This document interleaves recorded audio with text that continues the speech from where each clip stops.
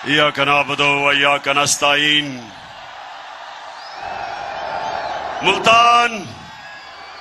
मुल्तान आपका दिल से शुक्रिया अदा करता हूं। बहुत बहुत शुक्रिया शानदार इस्तकबाल का।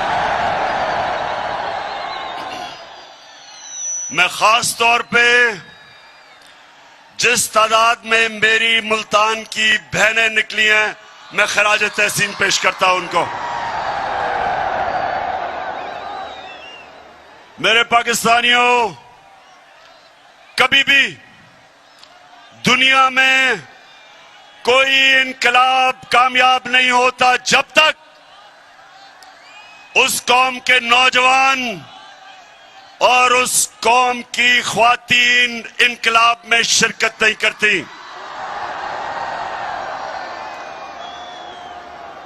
और ये जो इनकलाब, इंशाअल्लाह ये जो इनकलाब आ रहा है, मैं हमेशा दुआ करता था अल्लाह से कि अल्लाह एक दिन मेरी कौम को जगा दे और उसको उसमें इतनी शऊर पैदा कर दे और इतना उस कौम को बेदार कर दे कि वो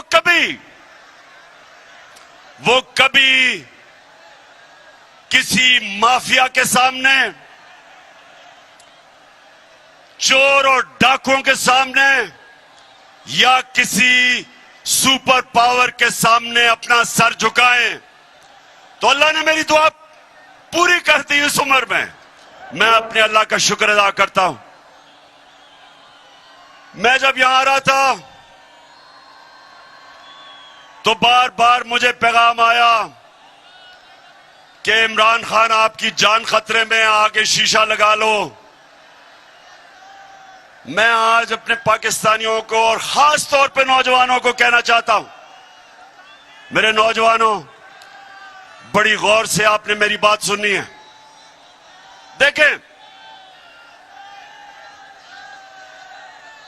देखें,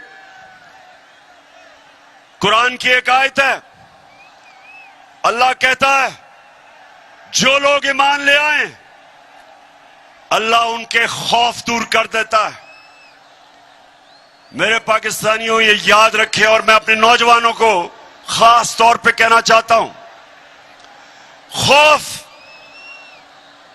मरने का खौफ, जिल्लत का खौफ, अपनी रिस्क या नौकरी जाने का खौफ, ये एक बड़े इंसान को एक छोटा सा इंसान बना देता है। जिसने भी आज तक दुनिया में कोई बड़े काम किए, और पाकिस्तानियों आपने बड़े बड़े काम करने हैं अभी, तो अपने ज़हन में डाल लें कि जब तक आप इस खौफ के बुत को तोड़ेंगे नहीं, आप इसको एक अजीम कौम नहीं बना सकते। मेरे नबी सल्लल्लाहु अलैहि वसल्लम ने मदीना में क्या किया? लोगों को आजाद कर दिया, खौफ से आजाद कर दिया, पैसे की लालच से आजाद कर दिया, मैं की पूजा करने वालों को बड़े इंसान बना के बड़ी सोच दे दी। और वही लोग जिनकी हैसियत नहीं थी, दुनिया की उन्होंने इमामत की। मुल्तान, ये गौर से सुन लो, आज तक कोई बड़ा बिजनेसमैन नहीं बना जो नुकसान से डरता हो। आज का किसी फौजी ने बड़े तगमे नहीं लिए जो मौत से डरता हो। क्रिकेटर भी, जो क्रिकेटर हारने से डरता है उसे जीतना नहीं आता। जिस बैट्समैन को तेज बॉलर से गेंद लगने का खौफ होता है वो बड़ा बैट्समैन नहीं बनता। जिस दुनिया के पहले इंसान ने दुनिया के सबसे बड़े पहाड़ के ऊपर चला था, माउंट एवरेस्ट के ऊपर, जब एक एडमंड हिलरी चला था तो उससे पहले जिन्होंने भी कोशिश की थी उस पहाड़ पे चढ़ने की, या वो मर गए थे और या वो फेल हो गए थे। तो जब पहले इंसान ने सबसे ऊंचे पहाड़ पे चढ़ा तो अपने खौफ के ऊपर काबू पाया। तो मैं आज अपनी कौम को कहना चाहता हूं कि ये जो हमें करप्ट और बुज़दिल हुक्मरानों ने खौफ दिलवाया हुआ है कि जब तक आप अमेरिका के जूते पॉलिश नहीं करेंगे आप आगे नहीं बढ़ सकते।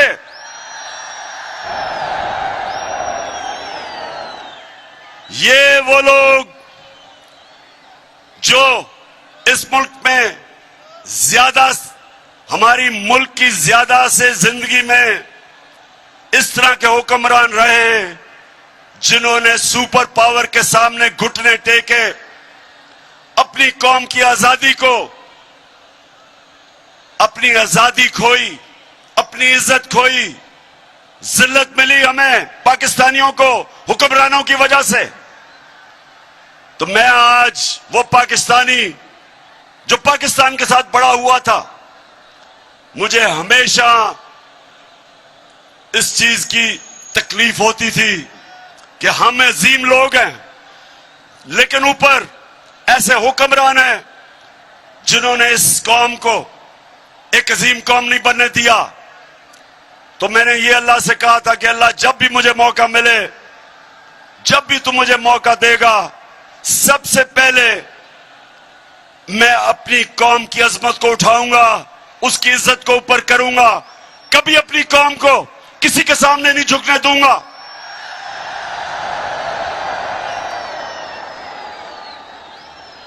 और पाकिस्तानियों, इसीलिए ये साजिश की गई। साजिश की किसने? 30 साल से जो इस मुल्क को लूट रहे थे, जिनके ऊपर करप्शन के केसेस थे, जिन्होंने पूरी कोशिश की मेरे से कि मैं उनको NRO दे दूं, यानी कि जनरल मुशर्रफ की तरह उनके करप्शन केसेस खत्म कर दूं। पूरी कोशिश की, कभी लॉन्ग मार्च, हर किस्म की ब्लैकमेल, असेंबली में बुरा भला, मीडिया के ऊपर बुरा भला, जातियात, घटिया किस्म की जुबान, हर बार कि जी कल गया तो परसों गया। सिर्फ एक मकसद था इनका कि मैं इनके करप्शन के केसेस माफ कर दूं।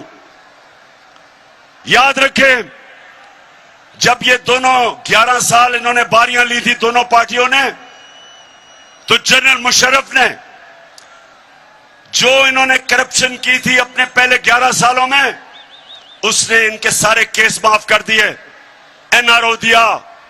दोनों बार भागे हुए थे, वापस आए, और फिर 10 साल दोनों ने इस मुल्क को लूटा। हमारा मुल्क का कर्जा 4 गुना ज्यादा बढ़ा, 6,000 अरब से हमारा टोटल कर्जा 30,000 अरब पे पहुंचा। और फिर जो करप्शन के केसेस इनके दौर में बने थे, इन्होंने मेरे ऊपर पूरी मुझे ब्लैकमेल करने की कोशिश की कि मैं इनके करप्शन केस माफ करूं। तो मुल्तान, मुझे ये बताओ, जरा ये मुझे हाथ खड़ा करके बताओ कि क्या मुझे इनके करप्शन के केस माफ करने चाहिए थे? अगर मैं इनके करप्शन के केसेस माफ करता, इसका मतलब कि मैं इक्तदार में एक नजरिए के लिए नहीं आया था, मैं इंसाफ की तहरीक चलाने नहीं आया था। इसका मतलब मैं भी कुर्सी की सियासत करने आया था। जिस तरह जनरल मुशर्रफ ने अपनी कुर्सी बचाने के लिए इनको माफ किया, तो इन्होंने फिर साजिश की। लंदन में जो भगोड़ा बैठा हुआ था,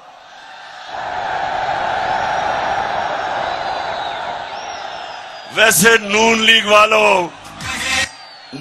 वालों मुझे एक जवाब दे दो, कभी नून लीग वालों अगर सुन रहे हो मुझे इसका जवाब दो। मुझे अभी तक समझ नहीं आ रही कि कभी भी कोई इंसानी माशरा कभी गीदड़ को भी लीडर मानता है।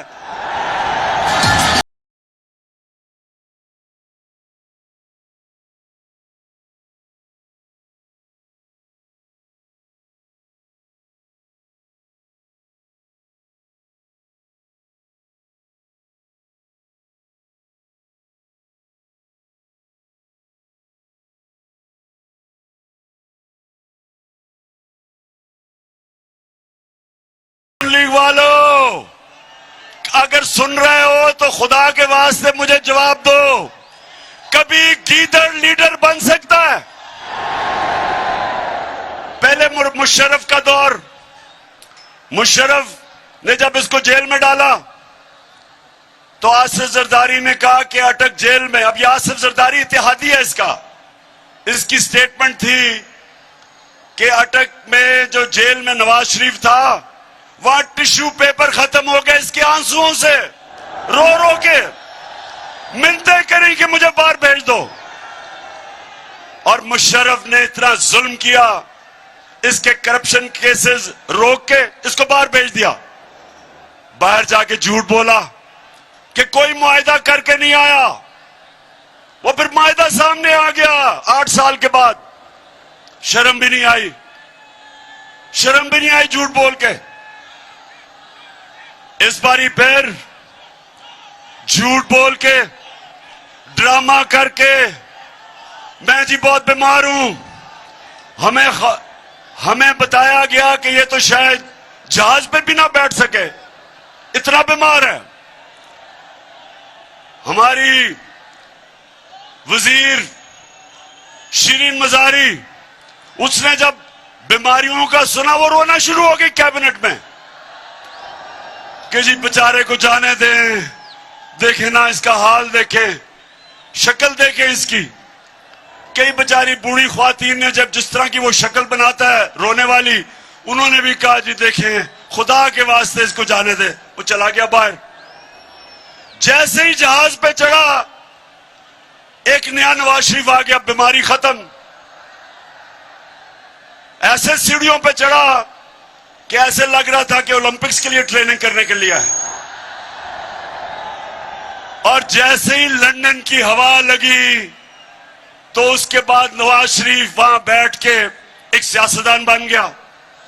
तो मैं नून लीग वालों तुम्हारे से आज पूछता हूं, खुदा के वास्ते मुझे समझा दो कि एक झूठा आदमी अदालत ने जिसको सजा दी हुई हो, जो अरबों रुपए के घरों में रहता हो, जिसके बेटे कहें कि हम अरबों रुपए के घर में रहते हैं लेकिन हम जवाब दे इसलिए नहीं कि हम पाकिस्तान के शहरी नहीं हैं।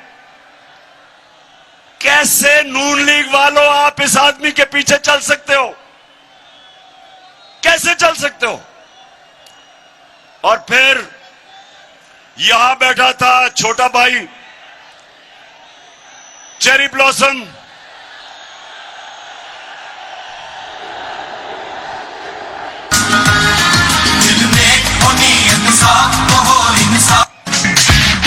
तब्दीली आ नहीं रही, तब्दीली आ गई। अब कोई हिम्मत ना हारो, तब्दीली आ गई है यारो। चाहे मुश्किलें हजारों, तब्दीली आ गई है यारो। सुन लो सारो मेरे प्यारो, तब्दीली आ गई है यारो। अपनी किस्मत आप संभालो, तब्दीली आ गई है यारो। तो छोटा भाई लाहौर हाई कोर्ट में गया और कहता कि मैं गारंटी करता हूं एफिडेविट पे कि ये वापस आ जाएगा। शहबाज शरीफ तुम्हें तो उसी को पर सजा देनी चाहिए। अदालत में आपने झूठा एफिडेविट दिया, फिर ये यहां बैठा, उसने उधर से साजिश की, साथ मिल गया आसिफ जरदारी, ऊपर से जो आप सब जानते हैं कौन मिला इनके साथ, और कौन?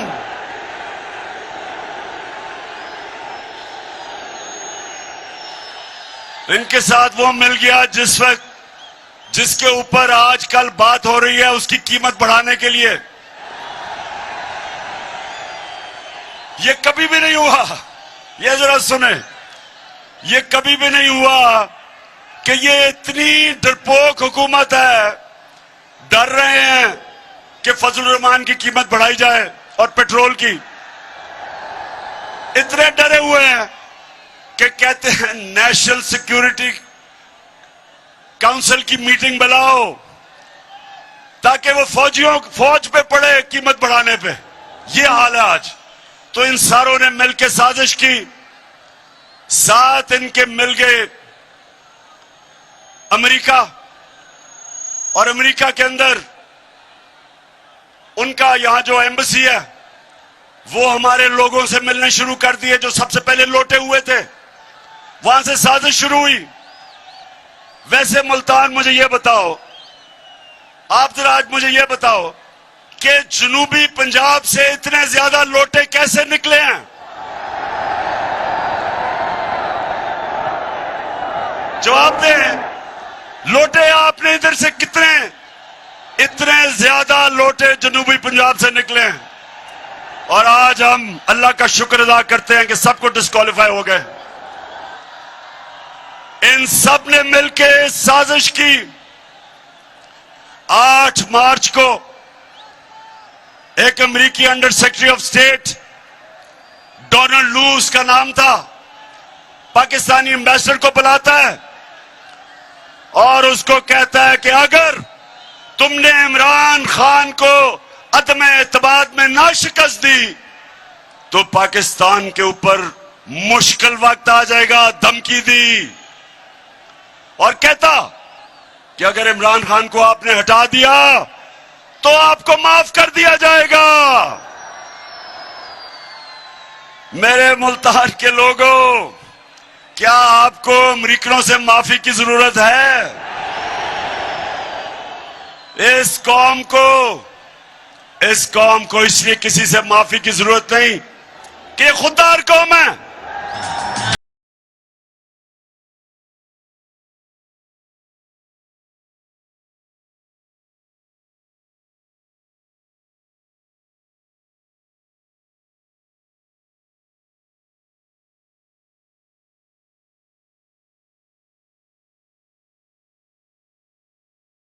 लेकिन जो इस मुल्क में हमारी बदकिस्मती से अशरफिया है, वो डर गए और उन्होंने पूरी शिरकत की।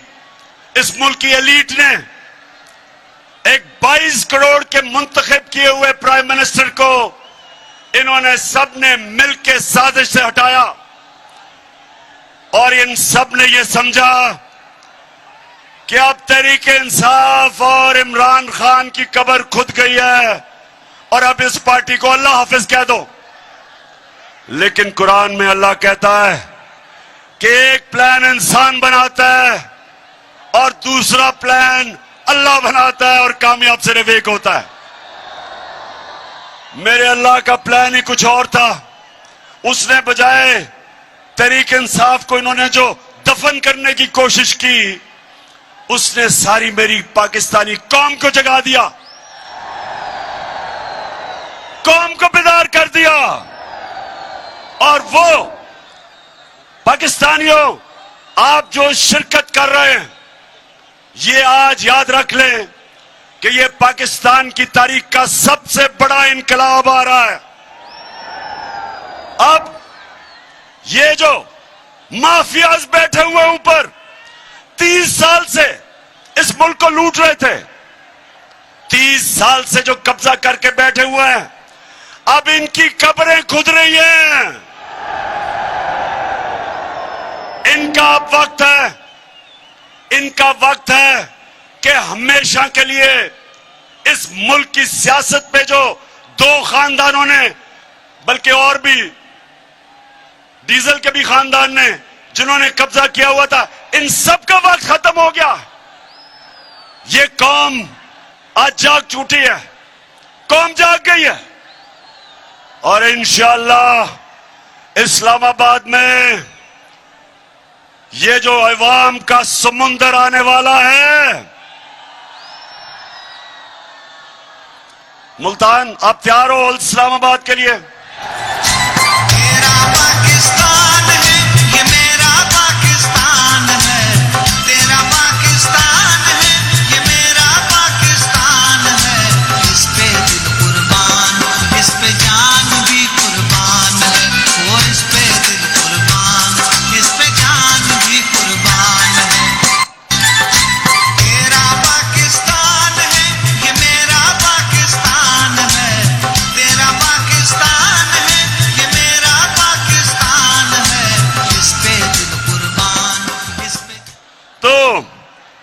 तो मुल्तान सुने जरा हुआ क्या फिर, क्योंकि आज मेरा आखिरी जलसा है इस्लामाबाद मार्च से पहले, इसलिए मैं जरा थोड़ा आपको समझाऊं ताकि मेरी सारी कौम को समझ आए कि हुआ क्या।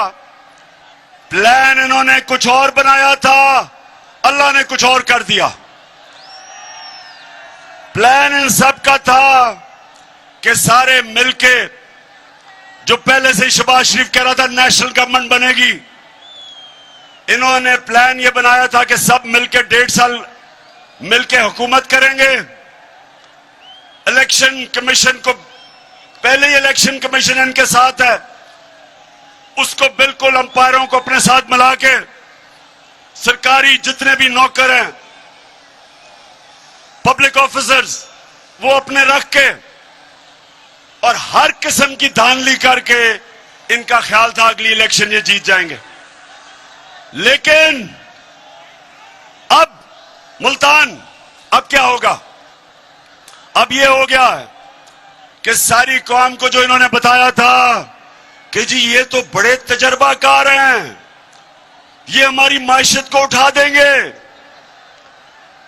तो मुल्तान जब से ये आए हैं 6 हफ्ते हो गए हैं, कहते हैं जी शहबाज शरीफ सुबह 7 बजे जाग जाता है। शहबाज शरीफ मेरा जो माली है वो 6 बजे जाग जाता है सुबह। 7 बजे जागने से क्या फर्क पड़ता है? रुपए डॉलर 200 रुपए पे पहुंच गया, स्टॉक मार्केट गिर गई है, हर चीज महंगी। और जब से हमजा शरीफ पहुंचा है तो मुर्गियां भी तो दुगनी कीमत हो गई है मुर्गियों की। सो इन्होंने अब पता चला है कि तजर्बा किस चीज का है। इनका सारा तजर्बा करप्शन का है।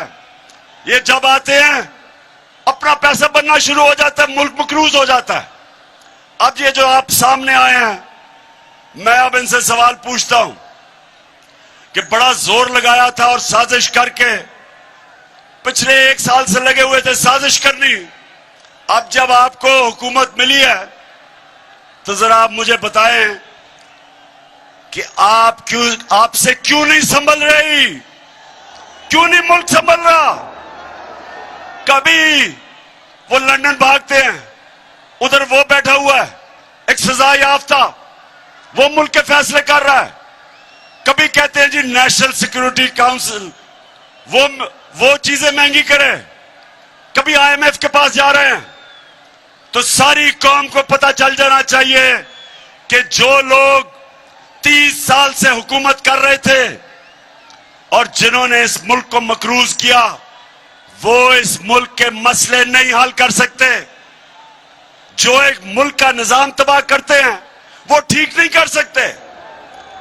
और अल्लाह का शुक्र है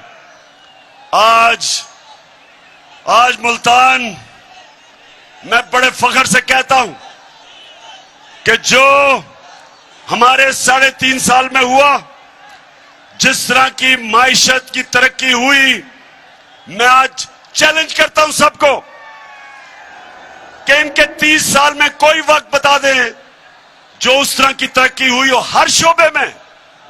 आज किसानों के पास जो उनकी फसलों का उनको पैसा मिला है, पाकिस्तान की तारीख में कभी किसानों को इस तरह उनकी पैदावार की कीमत नहीं मिली जो आज मिली है।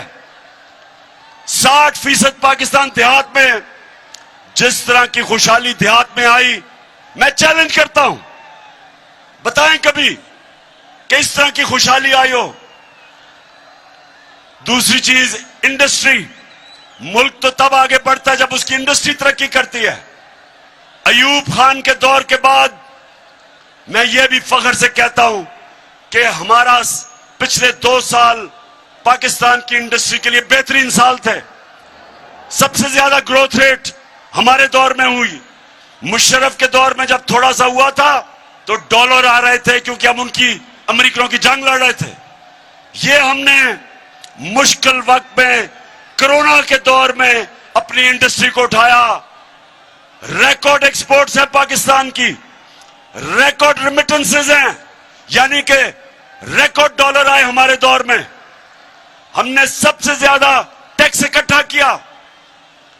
हमारी जो आईटी इंफॉर्मेशन टेक्नोलॉजी जो मुल्क का फ्यूचर है, सबसे ज्यादा काम हमारे वक्त हुआ। 75% आईटी की एक्सपोर्ट्स बढ़ी।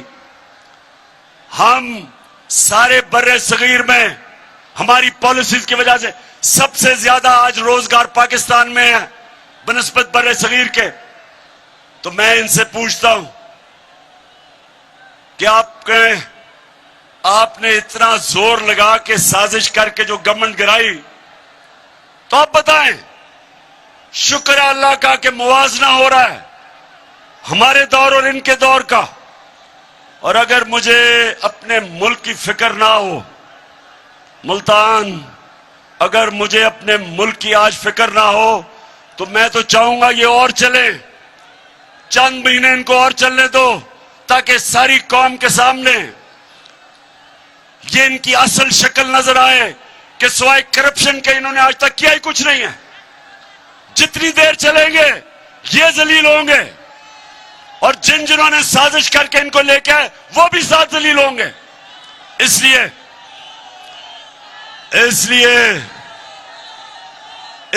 इनको चलने तो देना चाहिए, लेकिन मुल्क का दिवालिया निकल रहा है। जिस तरह रुपया गिर रहा है और अभी रुपए गिरने की वजह से जो महंगाई आने वाली है, सारी चीजें महंगी होने वाली हैं, क्योंकि जब रुपया गिरता है सारी जो चीजें आप इंपोर्ट करते हैं सब महंगी हो जाती है, जिसमें तेल, बिजली, घी, जो चीजें, दालें जो बाहर से आप मंगवाते हैं वो महंगी होने वाली है। तो हमें तो अगर हम सियासत का सोच रहे हैं तो हम तो चाहिए चले, लेकिन हम पाकिस्तान का सोच रहे हैं और हमें पता है कि जितनी देर ये चलेंगे ये मुल्क को उधर धकेल देंगे जिधर यहां वो श्रीलंका वाला हाल होगा। आज श्रीलंका में देखें क्या हाल है, उधर लेके जा रहे हैं। इसलिए आज मैं यहां मुल्तान से डिमांड करता हूं कि जल्दी से जल्दी इलेक्शन की डेट दो और असेंबलियों को डिसॉल्व करो।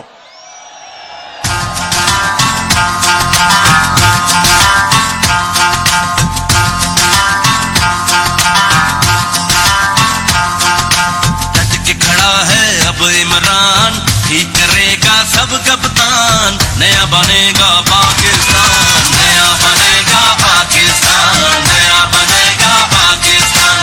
डट के खड़ा है अब इमरान, नया बनेगा पाकिस्तान। डट के खड़ा है अब इमरान, ठीक करेगा सब कप्तान, नया बनेगा पाकिस्तान, नया बनेगा पाकिस्तान, नया बनेगा पाकिस्तान। डट के खड़ा है अब इमरान। अच्छा मुल्तान,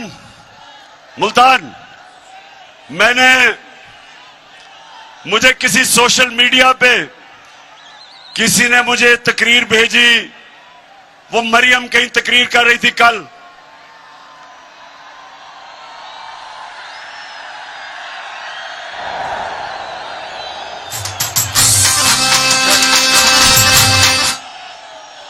अब उस तकरीर जो मुझे भेजी सोशल मीडिया पे, उसमें उसने इतनी दफा और इस जज्बे से और इस जुनून से मेरा नाम लिया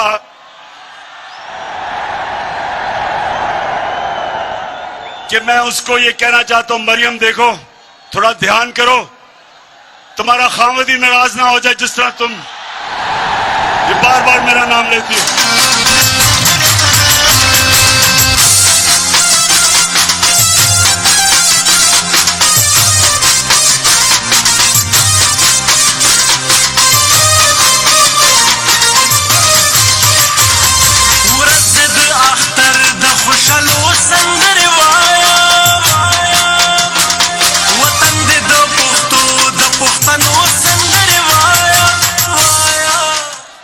वैसे मैं हमेशा सोचता हूं कि इतना ज्यादा इनको मेरे पर गुस्सा है क्यों। मरियम को, इसके भाइयों को, इसके वालिद को, इसके चाचा को, उनके बेटों को, मैंने इनका क्या बिगाड़ा है। केसेस तो इनके सारे पुराने बने हुए हैं। हमारे आने से पहले सारे इनके ऊपर करप्शन के केसेस बने हुए हैं। केसेस तो इनके दौर के बने हुए हैं। नवाज शरीफ के और मरियम के जो दो भाई और उसके बेटे, वो तो इनके दौर में दुम दबार के भागे थे। इसहाक डार जो इनका मुंशी, वो इनके दौर में भागा था। उसके बेटे इनके दौर के बाहर गए थे। शहबाज शरीफ का दामाद, जब करप्शन का केस उस पे हुआ, वो इनके दौर में बाहर भागा था। तो स्वाय शहबाज शरीफ के मकसूद चपरासी केस के, बाकी तो सारे पुराने केस हैं। तो मेरे से गिला किस चीज का कि मैं आपके केस नहीं माफ करता? क्या मैं आपको कानून के नीचे लाने की कोशिश कर रहा हूं? क्या मैं आपको यह समझाने की कोशिश कर रहा हूं कि किसी भी महज़ब माशरे में सारों के लिए एक कानून होता है? पर मुल्तान के लोगों में बार बार एक हदीस सुनाता हूं आपको, ये सब, और नौजवानों ये अपने ज़हन में डाल लो कि हमारे नबी सल्लल्लाहु अलैहि वसल्लम ने कहा था कि जो कौम छोटे चोरों को जेलों में डालती है और बड़े डाकुओं को नहीं पकड़ती, वो तबाह हो जाती है। दुनिया में जो कौम गरीब है, जो भी गरीब कौमें हैं दुनिया में, जिधर गुर्बत है, वहां सारों में एक चीज है, सिर्फ वहां छोटे चोर जेलों में जाते हैं। बड़े डाकुओं को, उनका इंसाफ का निजाम नहीं पकड़ सकता। आज तक हमारा अलमिया ये है कि हमारे मुल्क में बड़े बड़े डाकू ईवानों में चले जाते हैं और बेचारे छोटे चोर जेल में जाते हैं।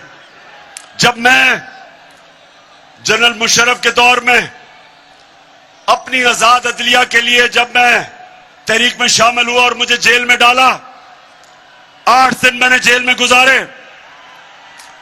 यकीन करो मेरे मुल्तान के शहरियों, वहां कोई मुझे ताकतवर डाकू नहीं नजर आया, सिर्फ बेचारे छोटे छोटे चोर नजर आए।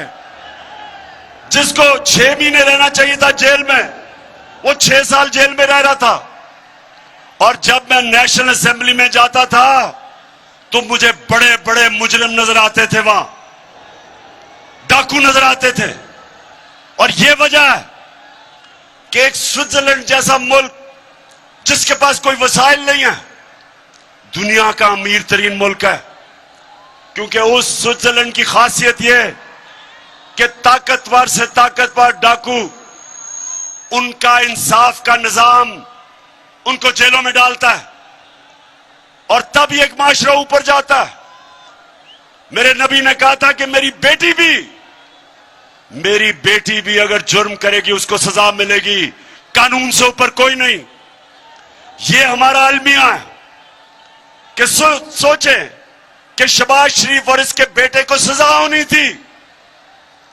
24 अरब रुपए के FIA के केसेस, 16 अरब रुपए नौकरों के नाम पे, 16 अरब रुपया,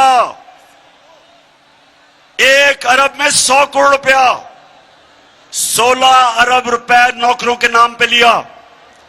एक मकसूद चपरासी जिसकी 15,000 रुपया तनख्वाह, 4.25 अरब रुपया उसके अकाउंट में आता है और वो पकड़ा जाना था, उसको सजा होनी थी।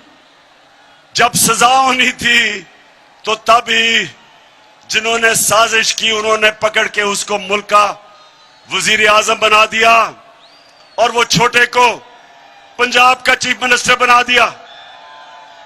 अब मुझे ये बता, मुल्तान के लोगों, मुझे ये बताओ कि क्या अल्लाह की बरकत उस मुल्क पे आ सकती है जिसमें बेचारे गरीब लोग, बेरोजगारी है, महंगाई है, बच्चे भूखे हैं, वो बेचारे मोटरसाइकिल चोरी करता है, साइकिल करता है, भैंस करता है, वो तो जेल में चला जाता है। तो जो अरबों रुपया मुल्क का चोरी करता है, अरबों रुपया चोरी करता है, उसको मुल्क का प्राइम मिनिस्टर और उसके बेटे को चीफ मिनिस्टर, वो मुल्क का कोई मुस्तकबिल नहीं है। इसलिए मैं आपके पास आया हूं, इसलिए आपने इस्लामाबाद निकलना है मेरे साथ, इसलिए हमने इनको शिकस्त देनी है ताकि हम अपने मुल्क को उठाएं, इस कौम को वो मुकाम दें जो इसको मिलना चाहिए था। तो मुल्तान के लोगों, आज मेरी आखिरी जलसा है। इस्लामाबाद हकीकी आजादी मार्च से पहले मैं आज आप सबको तैयार करने आया हूं कि अगर हमारी कौम अब नहीं निकलेगी तो दो गुलामियां करेंगे हम। एक गुलामी अमेरिका की, क्योंकि ये अमेरिका के गुलाम हैं। दूसरी गुलामी डाकुओं की, जो ये 30 साल से मुल्क को लूट रहे हैं। इसलिए फिर से मुझे बताएं कि आप तैयार हैं? बताएं, तैयार हैं?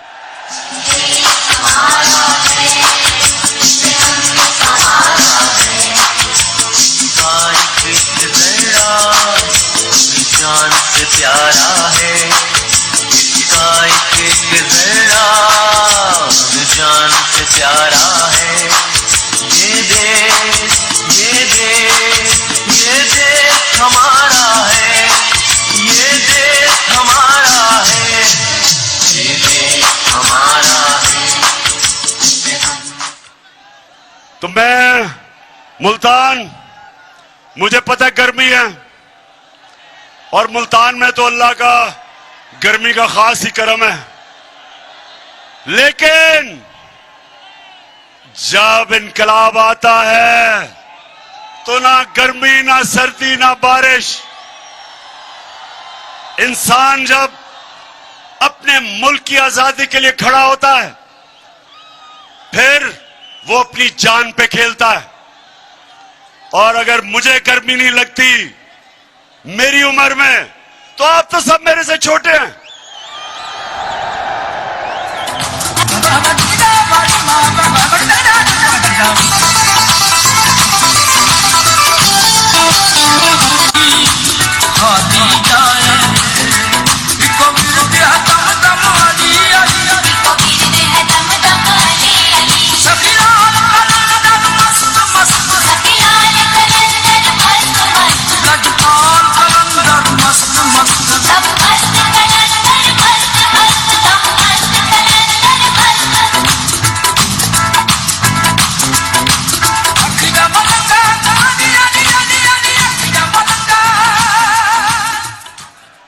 मैंने जब मैं हटा प्राइम मिनिस्टर बन के, तो तब मैंने फैसला किया था कि मैं तो अब निकलूंगा सड़कों पे। और मैंने सोचा था कि चाहे मुझे अकेला भी निकलना पड़े तो मैं निकलूंगा, क्योंकि मैं अपने अल्लाह को, मैं जब भी अपने अल्लाह के पास जाऊंगा तो मैं उसे कहूंगा कि अल्लाह, मैंने अपने मुल्क के लिए पूरी कोशिश की, लेकिन मुझे तब अंदाजा नहीं था कि सारी मेरी कौम खड़ी हो जाएगी मेरे साथ।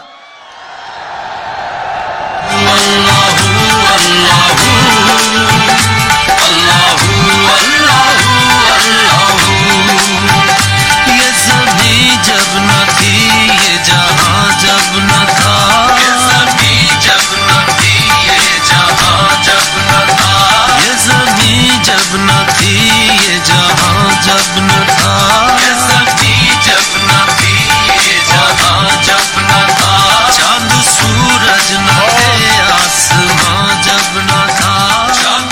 और मुझे ये भी अंदाजा नहीं था कि इस मुल्क की हमारी बाशऊर और दलेर ख्वातीन वो भी निकलाएंगी। और मुझे ये भी अंदाजा नहीं था कि हमारे स्कूल के बच्चे भी तैयार हो जाएंगे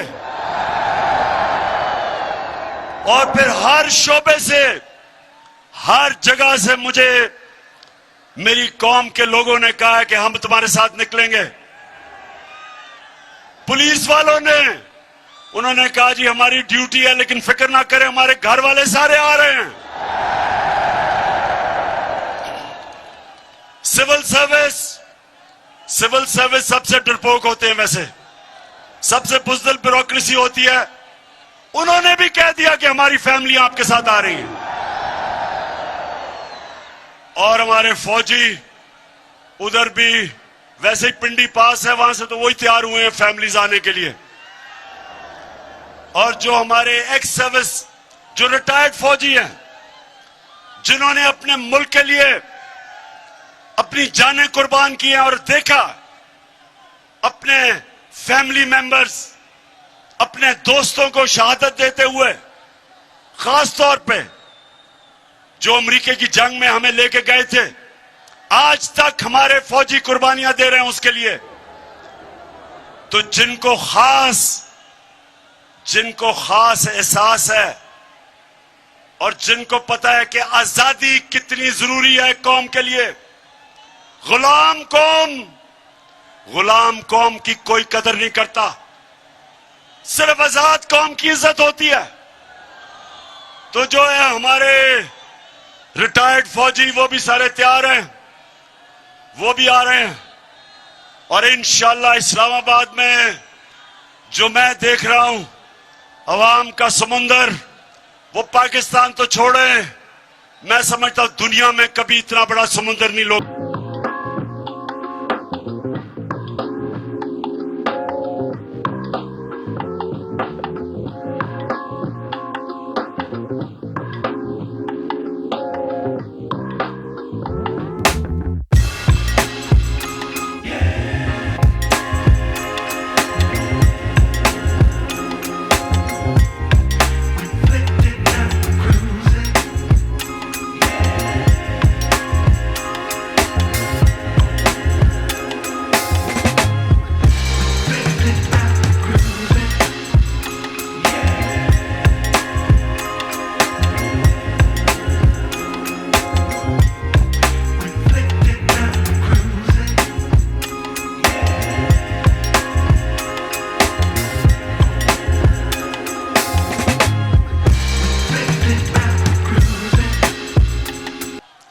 ये सियासत से बात ऊपर चली गई है,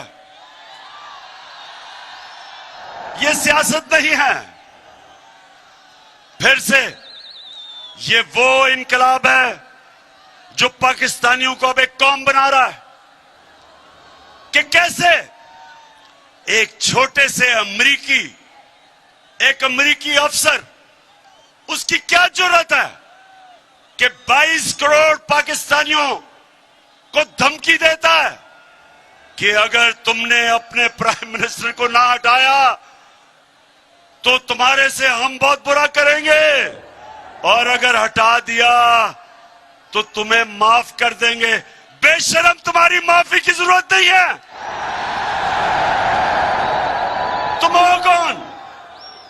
ये और पाकिस्तानियों याद रखना, आप सब मोहम्मद मुस्तफा नबी सल्लल्लाहु अलैहि वसल्लम के उम्मत हो।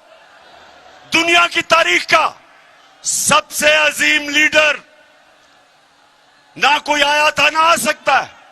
सबसे अजीम इंसान, हम उसकी उम्मत हैं।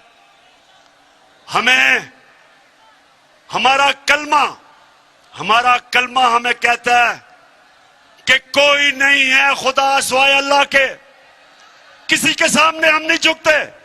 तुम हो कौन अमेरिकी कि हमें धमकियां दे रहे हो?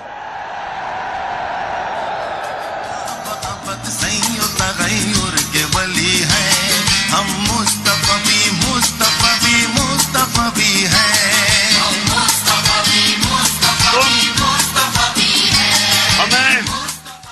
हमें कहते हो कि जी रूस से तुम गंदम नहीं ले सकते, तुम रूस से तेल नहीं ले सकते, जबकि वो 30% कम पे हमें दे रहे हैं। सोचें, 30% कम, हाँ आपको पेट्रोल भी और फजल रहमान भी बेचे और गंदम भी बेचे,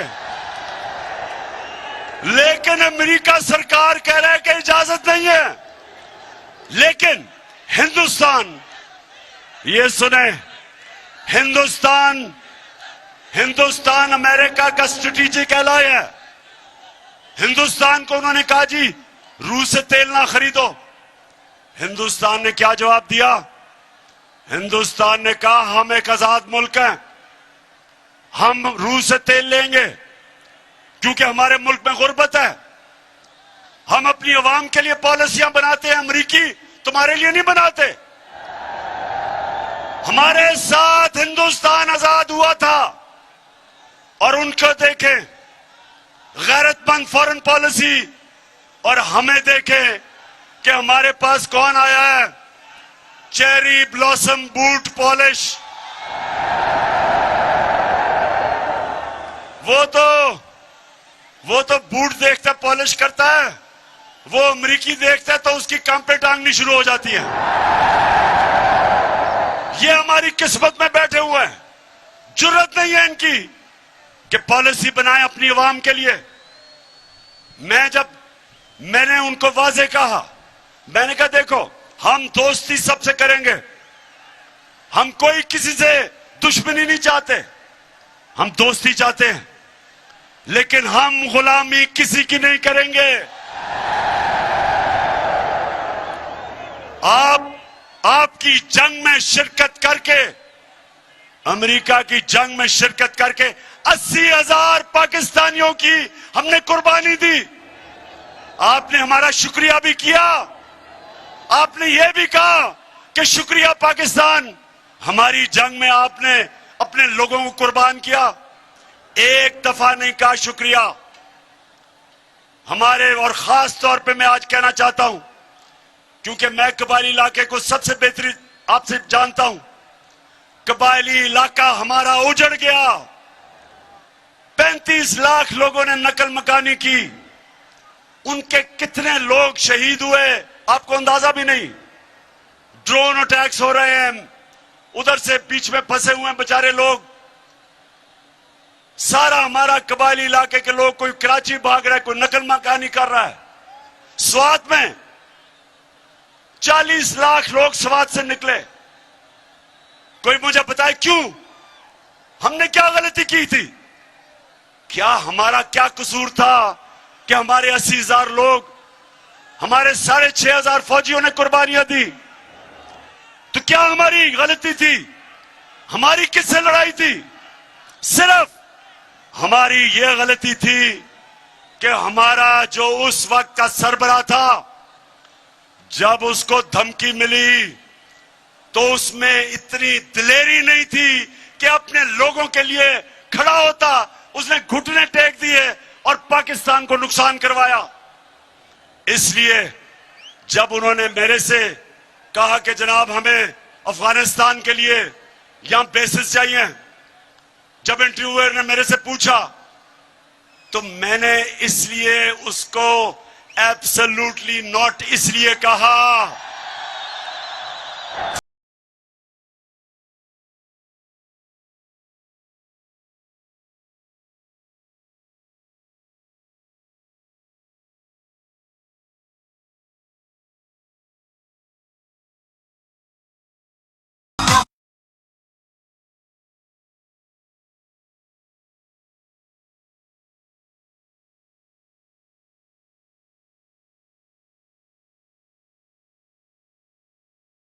अमन में हमेशा शिरकत करेंगे, लेकिन आपकी किसी जंग में, पाकिस्तान किसी की जंग में शिरकत नहीं करेगा।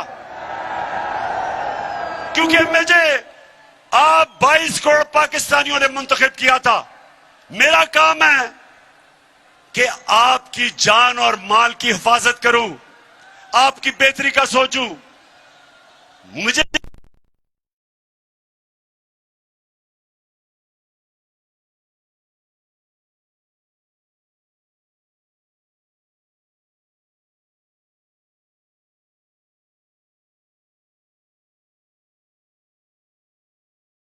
हो रहा है, आपने कभी मजम्मत किया हिंदुस्तान से?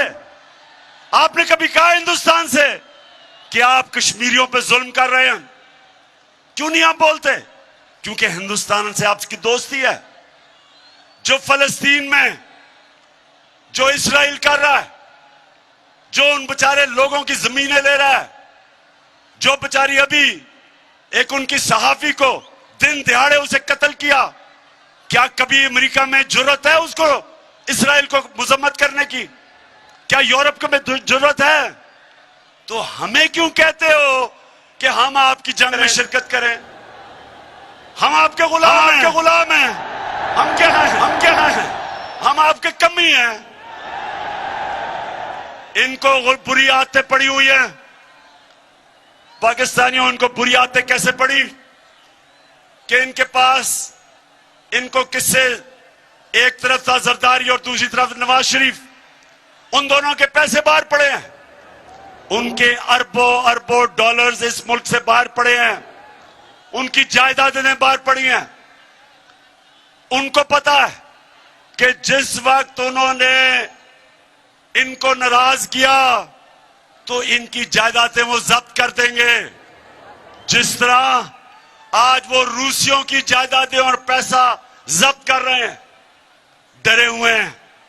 ये पैसे की पूजा करने वाले, ये पैसे के गुलाम, उसकी वजह से ये उनके गुलाम हैं। 400 ड्रोन अटैक हुए पाकिस्तान में। पाकिस्तानियों ये याद रखो, ये दुनिया की तारीख में इसकी कोई और मिसाल नहीं मिलती कि जंग अमेरिकियों के लिए लड़ रहे हैं और वो पाकिस्तान के ऊपर ड्रोन अटैक कर रहे हैं। 400 ड्रोन अटैक नवाज शरीफ और जरदारी के दौर में। एक दफा इन दोनों बेशर्मों ने एक दफा मजम्मत नहीं की। एक दफा इनमें जुर्रत नहीं थी उनको कहने के लिए कि क्या आप अपने मुल्क में दहशतगर्दों के ऊपर ड्रोन अटैक करेंगे? क्या आप किसी और यूरोपियन मुल्क में ड्रोन अटैक करेंगे? क्या इनमें यह जुर्रत थी बरतानिया से पूछने के लिए कि इस मुल्क का सबसे बड़ा दहशतगर्द अल्ताफ हुसैन लंदन में रहता है, अगर हम उसके ऊपर ड्रोन अटैक करें इजाजत देंगे? नहीं देंगे। वो कहेंगे हमारी अदालतों में आओ, साबित करो कि ये वाकई दहशतगर्द है। जब तक आप नहीं करोगे अदालतों में तो हम आपको कुछ इजाजत नहीं देंगे, हम बल्कि उसको जेल में भी नहीं डालेंगे। तो हमारे मुल्क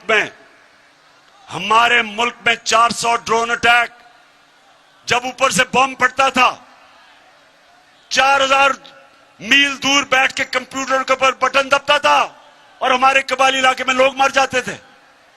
कभी किसी ने पूछा कि क्या वाकई नीचे दहशतगर्द थे? अपने मुल्क में तो कहते हो अदालतों में जाओ, हमारे मुल्क में खुद ही फैसला करते हो कौन दहशतगर्द है, खुद ही कत्ल कर देते हो। सारे इंसानी हकूक के खिलाफ, इंटरनेशनल लॉ के खिलाफ, हर किस्म कानून के खिलाफ आप हमारे लोगों को कत्ल कर रहे थे। और दो मुल्क के सरबराह एक दफा इनके मुंह से यह नहीं निकला कि जी ये आप अगर और दुनिया में किसी मुल्क में नहीं करते तो हमारे मुल्क में क्यों कर रहे हो? हम तो आपकी जंग लड़ रहे हैं। और जो लोग मरते थे ड्रोन अटैक्स पे, वो पाकिस्तानी फौज पे बदला लेते थे, हमारे पे लेते थे। इसलिए मेरे पाकिस्तानियों, हमने इन चोरों को और अमेरिकन के गुलामों को इस मुल्क की किसी सूरत इस मुल्क के सरबराह नहीं रहने देना। इसलिए हमने निकलना।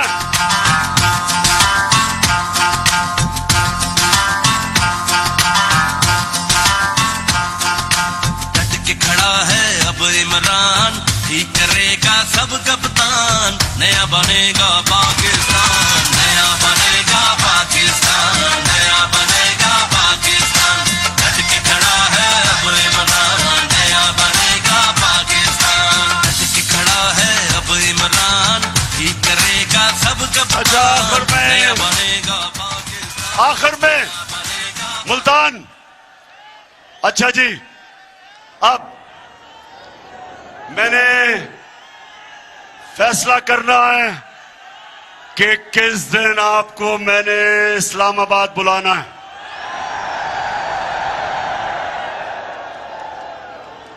वैसे फिर से बता दे, घबराना तो नहीं है, गर्मी तो नहीं,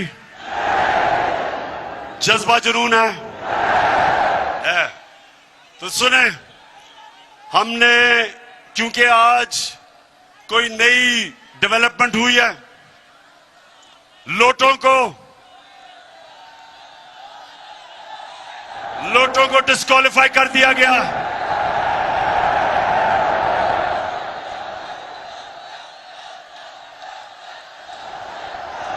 लिहाजा मैंने इतवार को पेशावर में अब अपनी कोर कमेटी को बुलाया है और आपको भी बता दूं, फैसला अब हमने करना है 25 और 29 मई के बीच में। इंशाल्लाह परसों मैं आपको वाजे कर दूंगा ताकि आपको पूरा टाइम मिल जाए, तैयारी का टाइम मिल जाए। तो 25 से लेके 29 तक आपको डेट परसों मिल जाएगी। मैं चाहता हूं आप सब तैयारी करें। ख्वातीन आपने अलहदा तैयारी करनी है, नौजवानों अलहदा करनी है, मुल्तान के लोगों अलहदा करनी है। और इंशाल्लाह अवाम का समुंदर जब आएगा तो हमने सिर्फ एक चीज इनसे मांगनी है, एक चीज मांगनी है, असेंबली जिस दिन कब डिसॉल्व होगी और इलेक्शन कब अनाउंस करेंगे। मुल्तान की मैं सारी अपने member of parliament, MPs, MNAs, सारे जितने मेरे ऑर्गेनाइजर्स, मैं आज सबको, आपको भी, मैंने आप सबको आज खराज तहसीन पेश करता हूं कि मैंने इतना बड़ा जलसा मैंने कभी मुल्तान की तारीख में नहीं देखा। मुबारक हो आपको। पाकिस्तान जिंदाबाद।